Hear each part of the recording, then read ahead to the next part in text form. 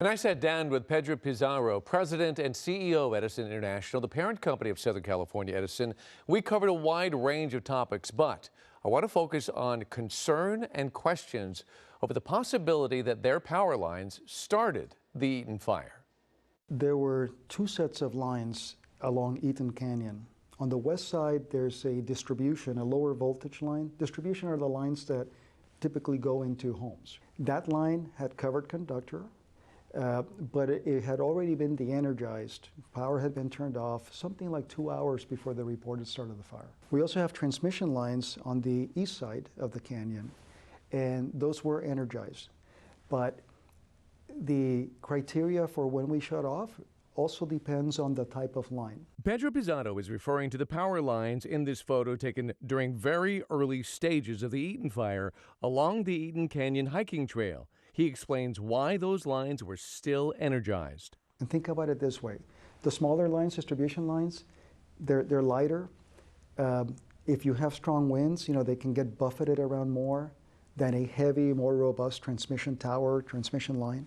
And so we typically have higher wind speeds that are the thresholds for transmission versus distribution. So that's why those transmission lines were not de-energized. So when you see what these witnesses say, that they got captured video, they actually saw it with their own eyes and ran, and it did seem to be right under the base of a transmission tower. What is your reaction, and what would you tell them? Because these investigations go a long time. Well, again, the first reaction is just my heart going out to everybody who's been impacted by this, including many of our friends in the area. We have looked at our equipment, what we've been able to monitor remotely. We monitor voltage, we monitor current.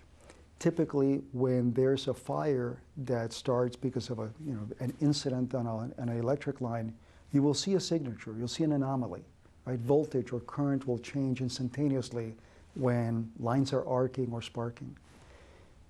We have not detected any of that. Pizarro says they did not see an anomaly until about an hour after the reported start of the fire. However, we've seen in your reporting the videos, we've seen the photos, so we know that there was fire there. We don't know what caused it, but we have not been able to get up close to those lines because firefighters have determined that it hasn't been safe to do that yet.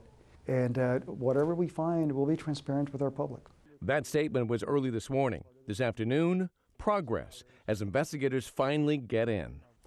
This is Eaton Canyon, and the tower in question is right there on the hillside. If you look closely, you'll see two investigators there right now looking for evidence. And then if you turn your attention to the bottom of the wash and you see all those vehicles at the bottom of the canyon, that's CAL FIRE and Cal Edison. Clearly, this is an important part of the investigation. In the meantime, we have to stay vigilant. Pizarro says 450,000 customers have been warned about possible power shutoffs for tonight's wind event, and they are monitoring weather conditions right now up to the moment in case they need to make a quick decision and shut off the power. Hello, I'm Mark Brown. Get more great ABC7 content by clicking the subscribe button for our YouTube channel, and download the ABC7 Los Angeles streaming app on Fire TV, Android TV, Apple TV, and Roku to watch on your TV.